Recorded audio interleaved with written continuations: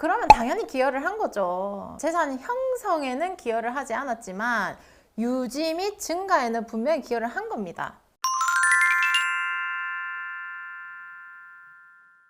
안녕하세요. 이지연 변호사입니다. 제가 이전 영상에서 위자료에 너무 노력하지 마세요. 중요한 건 재산 분할입니다. 이렇게 말씀드렸죠. 그리고 재산 분할은 부부의 공동 재산을 모두 합친 후에 몇 대 몇으로 나누는 겁니다. 라고 말씀드렸습니다. 그렇다면 이번 영상에서는 몇 대 몇을 어떻게 해야 나한테 유리하게 더 땡겨올 수 있느냐에 대해서 알려드리겠습니다. 자, 일단 이 공동재산에 대체 뭐가 포함이 되느냐 봐야 되겠죠. 부부가 같이 살았던 집, 건물, 통장 예금, 적금, 주식, 연금, 보험금, 국민연금, 공무원연금까지 거의 모든 재산이 다 들어간다고 보면 됩니다. 예를 들어서 이걸 다 합쳐서 10억이다 라고 했을 때 여기에서 이 10억이라는 돈에 얼마만큼 기여했는가 그 기여도에 따라서 달라지는 겁니다. 즉 기여도가 누가 더 높냐, 정확히 말하자면 소송에서 나의 높은 기여도를 판사한테 얼마나 잘 보여주는가에 따라서 달라질 수 있다는 겁니다. 판사님, 저는요 이것도 하고 저것도 하고 정말 일 많이 했고 저 없었으면 이 재산 유지 못했어요 라고 100번 말해도 증거가 없으면 그게 인정이 될까요? 안 되겠죠. 그래서 법정 싸움은 증거 싸움입니다. 보통 전업주부 같은 경우에는 기여도에 따른 재산 분할이 30에서 40%가 많았어요. 결혼 연수가 오래될수록 40에서 50%까지 더 이제 길어지는 경우에는 7, 80%까지 인정될 수도 있습니다. 그리고 이런 경우도 있죠. 남편이 결혼 전에 시부모님으로부터 상속받은 건물이 하나 있어요. 이거는 특유 재산이라고 해서 보통 재산분할 대상은 되지 않습니다. 그게 보통이에요. 더군다나 결혼한 지 얼마 안 됐다. 그러면 당연히 아내의 기여도가 없으니까 분할 대상이 안 되겠죠. 자,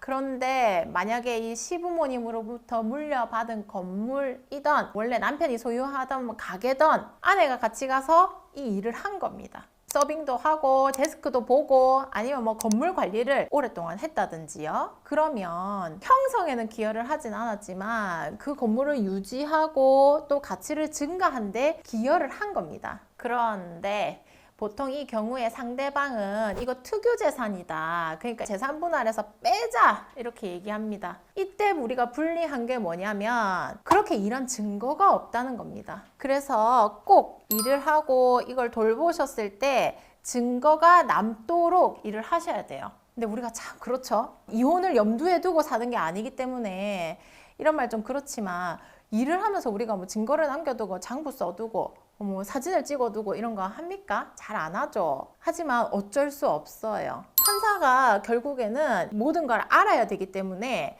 우리가 입증을 하지 않으면 그 부분 받아내기가 쉽지 않습니다. 입증을 해야 내 기여도를 높일 수 있습니다. 그런 증거들이 사진이나 동영상이면 좋고요. 만약 자녀들이 진술이 가능하다면 자녀들의 진술, 우리 엄마가 아빠가 돈을 받진 않았지만 그 가게에서 할머니가 물려주신 건물에서 일을 정말 많이 했다, 많이 돌봤다 이렇게 말이죠. 자, 그런데 여러분 집중. 여기서 유의할 점이 있습니다. 특유재산을 넣는 게 좋을지 아니면 빼는 게 좋을지 다시 한번 생각해 봐야 됩니다. 정확하게 계산해 봐야 된다는 거죠. 소송 중에 부부의 공동재산이 5억이라고 해볼게요. 판사님이 5대5로 해주려고 했단 말이죠. 계산해 볼게요. 2억 5천씩이죠. 자, 그런데 아내가 갑자기 남편의 특유재산인 건물 하나를 넣어야 된다고 주장합니다. 알고 보니 남편한테 물려받은 건물이 하나 있었던 거죠. 원래라면 특유재산은 재산분할 대상이 안 되지만 아내분도 그거 알고 있어요. 하지만 본인도 그 건물 관리에 힘을 보탰으니까 이것도 넣어야 된다. 나도 거기에 기여를 했다라는 주장을 하는 거죠. 그 건물 얼마인지 볼까요? 10억이에요. 5억은 대출 받아놨어요. 그러면 나머지 5억을 넣어야 되겠죠. 원래 있던 재산 얼마였죠? 5억. 그리고 건물 5억.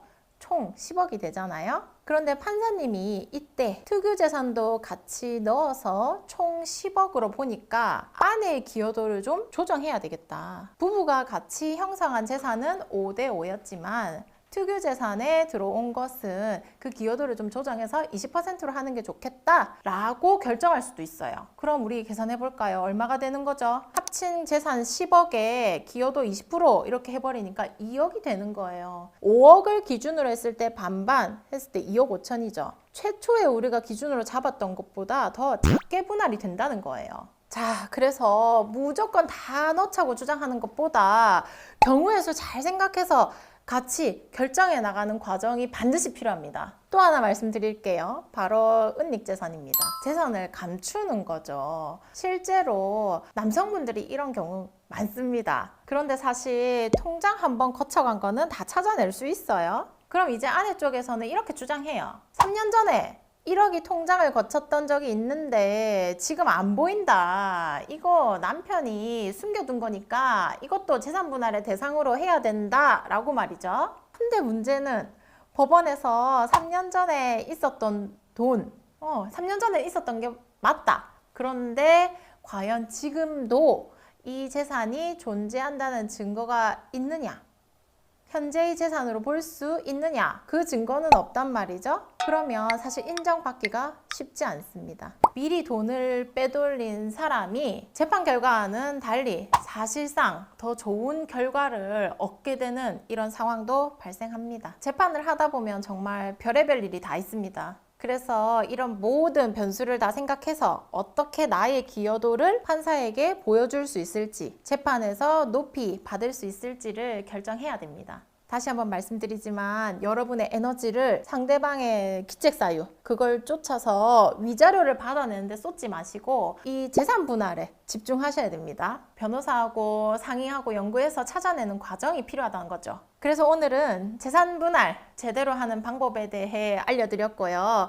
궁금하신 점 있으면 댓글, 전화 언제든지 열려 있습니다. 자세히 알려드리겠습니다. 오늘 영상 여기까지고요. 도움되셨다면 구독과 좋아요 부탁드립니다. 다음번에도 새로운 주제 가지고 오겠습니다. 끝까지 봐주셔서 감사합니다.